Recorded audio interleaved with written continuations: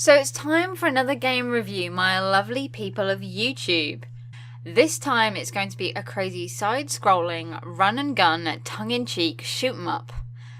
I think I kind of covered everything in there, maybe. I mean, it's certainly a fun mashup, and I spent way too much time running around and just laughing my ass off at some of the crazy things that went on during my playthrough. It's an amazing little indie game made by Monster Finger Games. It's Monster Finger Games. Raw. And it's also their debut game called Alien Scumbags. Yeah, that was pretty cheesy, but it is in keeping with the theme of the game itself. It's the story that you've heard 100 times before. The future of Earth is in shambles. Again. Because of a war, and with resources dwindling, they do what they always do and look to the stars.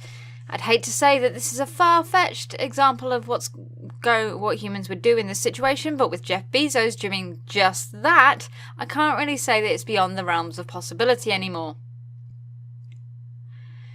If this game ends up being our future, I'm blaming you, Mr. Bezos. God damn you and your next day delivery service. If only you could deliver food and water to the future. Well, maybe that's an idea for the next game, but until then, let's not look that far into the future and stay in the present with this game review. So, you play as a mercenary, a series of mercenaries. You play as one of a lot of different characters, some of which you get from playing the game and others from gacha machines that are littered all over the levels. One of the first ones I got was the Flasher, and I'll let you guess who he is supposed to be.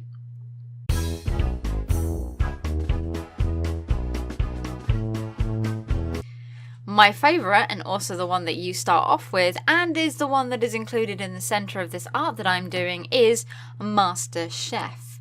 We all know what character he is based off of, and we all know I'm not going to mention who it is for fear of the Master Lawyers turning up.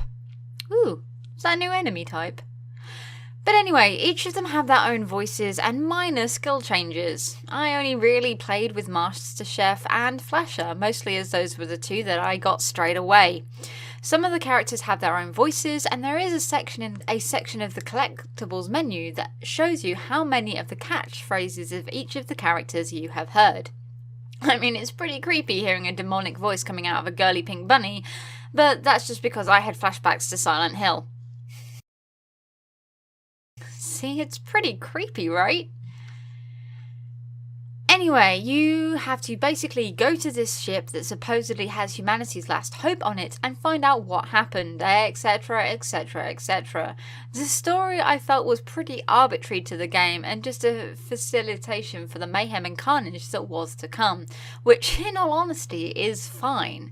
This game is a fun pixel game. We aren't here for the story, we're here for the crazy blood and gore. 2D blood and gore, but still blood and gore. And it's not supposed to be pretty, alright? The game is pretty standard for a side-scroller, jump, shoot, use item, reload, but it's all pretty intuitive and easy to grasp. There were a couple of things that left me stumped in the beginning, but with a quick look at the menu, I was pretty much sorted.